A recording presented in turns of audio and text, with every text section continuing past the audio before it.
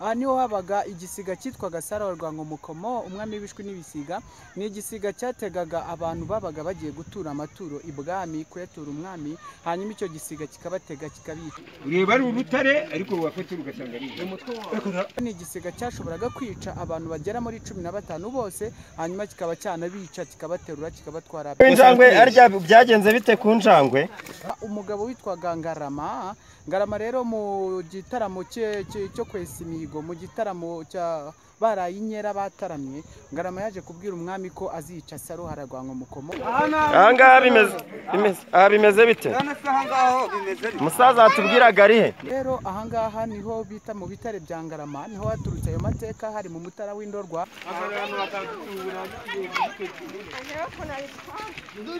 Cyari igisiga kinini nkuko tugisoma mu mateka, kuko by'umwihariko urumva ko cyari igisiga gikomeye. Hanyuma haje kuva umwami asa nk'utunguwe cyane kubera ko abantu bose baragitinyaga, hanyuma aramwemerera.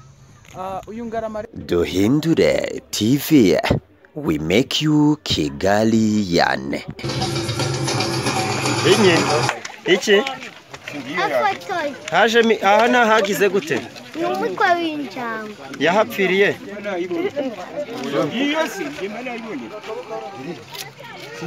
Injangwe se? ariko se singiye ureba ari urutare ariko wafata ugasanga ari kandi nahise mbibona birizana dore ngiyi ni umutwe w'injangwe hano koko none z'umutwe ntabwo bahagarare hano bahagarare hano muri kubibona dore hano uri kubibona dore amatwi hano umutwe w'injangwe arya byagenze bite ku njangwe? Yagiye ntago se mwe mubizi injangwe na Saruhara nkomokomo bihura bite na Ngarama? nese yo njangwe yari ifite ugutwi kumwe nese ntago yareba wema umunwa suri uyu ari wafonyo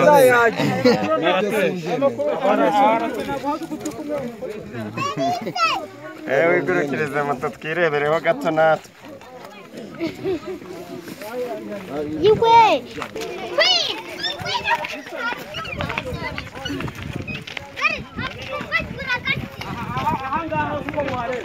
Ahangaha bimeze bite?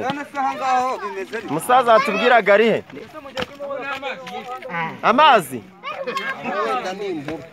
Amazi yahageze ateyo?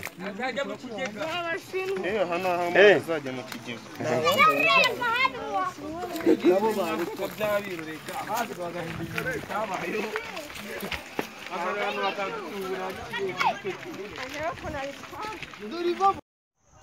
Yes, waba warigeze kumva amateka mu bitabo byandika cyangwa se ukumva amateka ku maradiyo atandukanye. Ahangaha turi ni mu ntara y'Iburasirazuba, ni mu karere ka Gatsibo, by'umwihariko mu murenge wa Ngarama.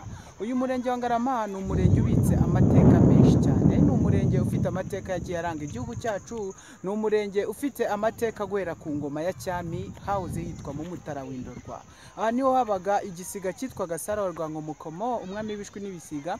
Ni igisiga cyategaga abantu babaga bagiye gutura amaturo ibwami kuyatura umwami, hanyuma icyo gisiga kikabatega kikabica. Cyari igisiga kinini nkuko tugisoma mu mateka, kuko ni igisiga cyashoboraga kwica abantu bagera muri 15 bose, hanyuma kikaba cyanabica kikabaterura kikabatwara. By'umwihariko urumva ko cyari igisiga gikomeye. Hanyuma haje kuva umugabo witwaga Ngarama rero mu gitaramo cyo kwesa imihigo, mu gitaramo cya barayinyera bataramye, Ngarama yaje kubwira umwami ko azica Saruhara nkomokomo. Umwami asa nk'utunguwe cyane kubera ko abantu bose baragitinyaga, hanyuma aramwemerera.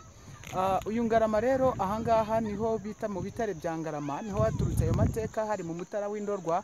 Ibi ni ibitare niko twagize ikibazo cyo kwagera bw'ugorobye, ariko biba ngombwa ko tubereka kugira ngo abakomeza gukurikirana gahunda za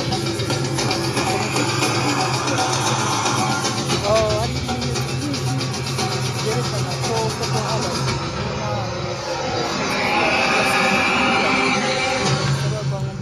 ikigaragara haracyari ibimenyetso byerekana umuvu w'amaraso watembaga muri icyo gihe, ariko nahanga Ngarama yaje gutega cya gisiga, arabanza ashaka uruhu ararugira neza, yisiga amaraso ararwiyorosa, hanyuma cya gisiga kiza kije kugira ngo kije kwica uwo mupfu. Ngarama aragikubita, agikubita agahiri kirapfa. Nanga rero bita mu bitare bya Ngarama, ni mu mutara w'Indorwa, hahoze yitwa mu mutara w'Indorwa, ariko ubu ni mu ntara y'Iburasirazuba mu karere ka Gatsibo mu murenge wa Ngarama. Ni urutare runini cyane, abantu benshi baba baje kurusura, abaturutse hirya no hino, abarwegereye. Haba hari umusaza utuye aho hafi uba ushinzwe gusobanurira abantu amateka yaranze aha hantu, by'umwihariko muri uyu murenge wa Ngarama. Imbogamizi ziracyari nyinshi ngo habe hajya amateka, nyamara amateka yabereye muri uyu murenge arandikwa mu bitabo, abantu barayize. Imbogamizi ziracyari nyinshi cyane, kubera ko nubwo ari ahantu habumbatiye amateka, ntabwo harubakwa koko inzu ndangamurage kugira ngo abantu bajye baza bahasobanurirwa ayo mateka.